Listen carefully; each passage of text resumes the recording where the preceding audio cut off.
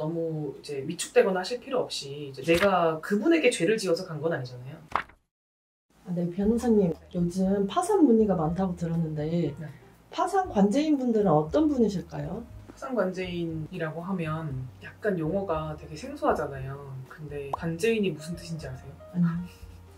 재산을 관리한다는 뜻이에요. 파산을 하게 되면 원래는 내 재산은 내 거고 내 채무도 내 건데 파산을 하게 되면은 파산자의 재산이 약간 분리되거든요.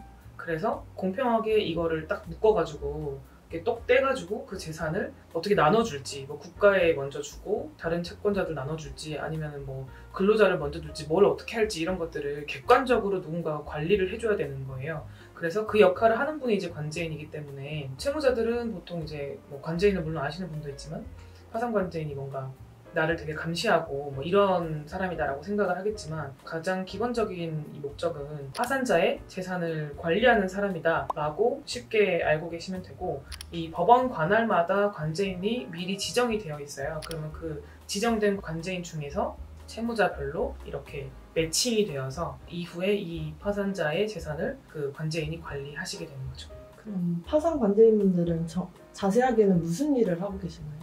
뭐 관리를 하는 업무니까 가장 공평하게 채무자의 그 재산을 일단은 파악을 하고 이 사람의 재산을 어느 정도로 평가할 것인가, 그리고 혹시 과거에 뭔가 은닉한 건 없는가, 그리고 얼마의 비율로 어떻게 나누는 게 적정한가, 그리고 금전이 아닌 자산의 형태로 보관하고 있으면 이걸 어떤 방법으로 이제 환가를 하는, 그러니까 돈으로 환산하는, 치환하는 그런 과정을 어떻게 공평하고 효율적으로 수행할까, 뭐 이런 부분들을 가장 중점적으로 한다고 보시면 되고, 또 그 채무자의 과거 그런 행적에서 면책을 불허가 할 만한 사유가 있는지 그런 파산 사유, 면책 사유 이런 것들을 중점적으로 이제 검토하는 업무를 한다고 보시면 돼요. 그래서 그 업무의 가장 핵심적인 업무 중에 하나가 면담이라는 게 있고, 채무자들이 이제 면담 절차를 굉장히 좀 부담스러워하고 두려워하시는 분들도 많기 때문에 면담에서 필요한 그런 주의사항들도 오늘 같이 좀 알려드리려고 해요. 그럼 면담은 언제 어떻게 진행하나요? 일단 면담을 한다는 거는 파산 선고가 이루어졌다는 걸 전제로 하는 개념이거든요.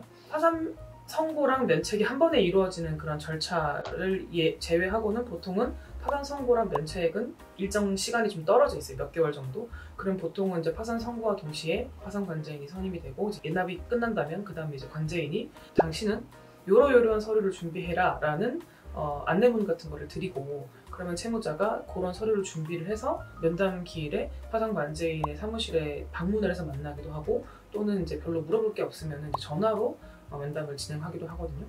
그래서 면담 자체는 필수인데 직접 대면을 하는 거는 완전 필수는 아니고 이제 좀 재량껏 결정하시는 것 같고요.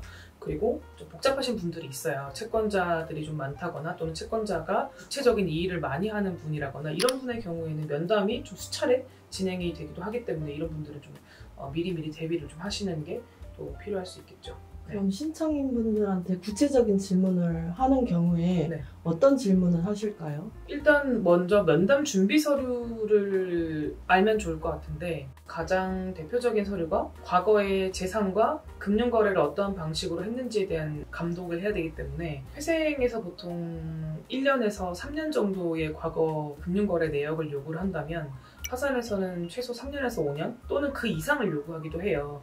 그러면은 아무래도 그 금융거래를 우리가 제출을 할 거니까 관제인이 그거를 검토한 후에 의심스러운 부분이나 의아한 부분, 이상한 부분 이런 것들을 중점적으로 좀 물어보는 경우가 많겠죠. 금융거래의 수상한 행적들이나, 그리고 만약에 어떤 재산을 처분한 적이 있다면 재산 관련, 꼭 본인이 아니어도 이제 그 관제인 서류에는 가족과 관련된 서류들도 들어가니까 배우자가 재산을 처분한 것들이나 아니면은 이제 자녀분이나 이런 분들이 재산을 취득한 것들이나 뭐 이런 것들에 대한 질문이 오고 할 수도 있고요. 그리고 이제 중요한 거는 파산 면책이라는 거는 지속적 소득이 없다는 걸 전제로 한 절차이기 때문에 이분이 왜 소득이 없는지, 과거에 소득을 만들기 위해서 어떠한 노력을 했는지, 앞으로도 소득을 발생시키기 어려운지 이런 거에 대한 질문을 주로 이제 하시겠죠. 그러면 면담하실 때 뭐 신청인분들이 주의하셔야 될 점 있을까요? 우리 채무자 분들이 가끔씩 하시는 실수가 있는데, 불리한 말을 절대 하면 안 된다 이렇게 생각을 하시다 보니까 약간 거짓말을 하시는 경우들이 있어요. 50만 원? 80만 원? 이 정도 소득 충분히 하셔도 되거든요. 근데 이제 아예 일을 안 한다고 하신다거나 그렇게까지 엄격하게 소득 활동을 하는 부분을 다 숨기시거나 뭐 그럴 필요는 없기 때문에 거짓말은 절대 하지 마시라고 좀 말씀을 드리고 싶고, 왜냐면은 관제인분들이 굉장히 다각도로 준비를 하시기 때문에 우리가 내는 서류만 보는 게 아니에요. 관제인의 권한이 좀 크거든요. 그러니까 분명히 이 사람이 이러이러한 활동을 하는 것들을 눈으로 다 보고 면담을 하는 건데, 거짓말을 하게 되면 사실 그 사람의 말은 앞으로 진실을 말해도 좀 신뢰하기가 어렵잖아요. 그래서 첫 단추를 잘못 깨는 경우들이 있기 때문에 거짓말을 하시면 안 되고, 가끔 이제 코치를 좀 잘못 받거나 이러면은 이런 부분은 숨겨라, 말하지 마라 이렇게 하는 경우들도 있는데, 그런 부분은 지양을 하셔라 라고 말씀을 좀 드리고 싶고, 그리고 두 번째는 모르면 모른다고 말씀을 하셔야 되는데, 예를 들면 이제 채무자가 기억이 안 나는 사실관계가 있을 수 있어요. 뭐 채무가 되게 오래되신 분들은 과거에 내가 어떻게 그 돈을 어떻게 쓰고 그 뒤로 어떻게 됐고 이런 거를 의외로 잘 모르실 수도 있고, 그렇기 때문에 채무가 누락되는 경우도 있을 정도로 과거의 그런 기억들이 희미한 경우들도 있고, 또는 이제 큰 금액이 오고 간 거, 뭐 5천만 원, 8천만 원 이런 금액이 오고 간 것도 채무자 입장에서는 모를 수도 있는데, 이거를 잘 이제 기억이 안 나는데 당황을 하다 보니까 말실수를 하거나 잘못 답변을 하거나 그러는 경우도 있거든요. 그래서 그럴 때는 차라리 지금은 내가 기억이 안 나는데 다시 돌아가서 내가 기록을 좀 보고 그때 이제 어디서 이렇게 자금이 흘러 들어가는지를 좀 보고 다시 소명을 하겠다라고 하셔도 되거든요. 그러니까 굳이 이제 그 자리에서 모든 답변을 내가 완벽하게 해내야 된다라는 부담은 안 가지셔도 돼요. 왜냐면은 잘못 발언한 걸 나중에 수습하는 게 사실 훨씬 더 어렵기 때문에. 그리고 이제 이거는 뭐 꼭 이렇게 해야 된다라기보다는, 이제 어떤 분들의 경우에는 파산 절차라는 거를 간과하시고 계시는 분들이 있어요. 그러니까 내가 지금 당장 돈이 없는 것도 맞고 소득이 없는 것도 맞고 갚기 어려운 게 맞다고 생각을 하시니까 너무 이 면담 절차를 준비를 안 하셔가지고, 예를 들면 고급 승용차를 타고 가는 거예요. 근데 이거 내 거 아니거든요.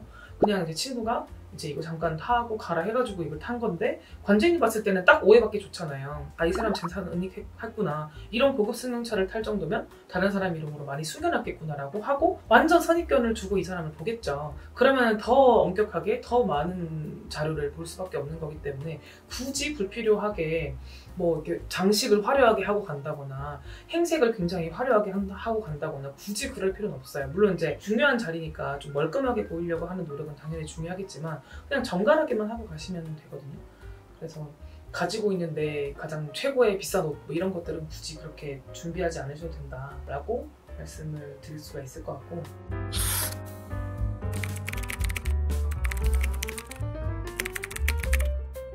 제가 아까 관제인이 굉장히 많은 부분을 본다고 말씀을 드렸는데, 카톡에 여행 사진 같은 걸 올린다거나, 이제 채무자의 가족, 뭐 자녀분들이 효도 관광이나 이런 거 시켜드릴 수도 있잖아요. 채무자라고 해서 그런 걸 못 가는 건 아니거든요. 근데 이제 그런 부분들도 관제인이 봤을 때는 색안경을 끼고 볼 수도 있는 부분이니까, 굳이 파산 면책 기간에는 그런 행동거지나 이런 것들을 조금 조심하시는 게 좋을 것 같다고 생각이 들어요. 그리고 한 가지 더 말씀을 드리면, 좀 조심스러운 부분이긴 한데, 채무자들이 많이 이제 호소하시는 부분이 관제인만의 문제라기보다는 이제 관제인 사무실에서 관제인 사무를 보조하시는 분들이 약간 좀 채무자를 좀 취조하듯이 하시는 경우들이 좀 있어요.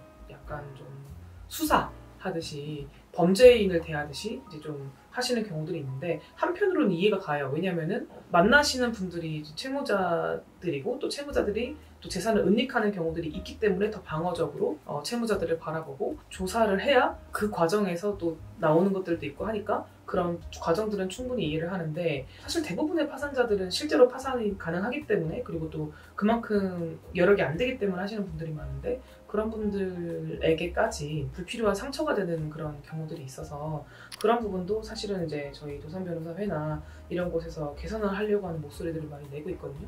그러니까 이제 채무자들이 그래서 더 그런 후기들이 많고, 또 관제인 면담 때 내가 엄청나게 정신적인 고통을 많이 당했다, 그런 이제 얘기를 듣고 채무자들이 많이 걱정을 하시기 때문에, 이제 조금 마음을 좀 내려놓으셔도 된다라는 의미에서 지금 오늘 말씀을 드리는 거니까요. 비록 설사 그런 관제인의 보조인들을 만나게 된다고 하더라도 너무 이제 위축되거나 하실 필요 없이, 이제 내가 그분에게 죄를 지어서 간 건 아니잖아요. 그리고 수사기관이야 실제로 내 죄를 판단하기 위해서 내가 조사를 받는 거지만, 파산 관제인 사무실은 내 죄를 판단받기 위해 가는 자리가 아니기 때문에, 아니건 아니라고 당당하게 말씀을 하셔도 파산 면책에 아무런 문제가 없기 때문에, 그런 문제에 대해서는 당당하게 소명을 하셔도 된다라고 말씀을 드리고 싶고요. 저희 사무실에서 혹시나 진행하시는 분들 중에서 부당한 이런 일을 당하시거나 이런 분들은 저희한테 적극적으로 말씀해 주시면 저희가 직접 관제인이랑 컨택을 해서 이런 부분을 적극적으로 어필을 하기도 해요. 그러니까 좀 지나친 경우에는 말씀을 해주시면 좋겠다라고 말씀을 드리고 싶습니다.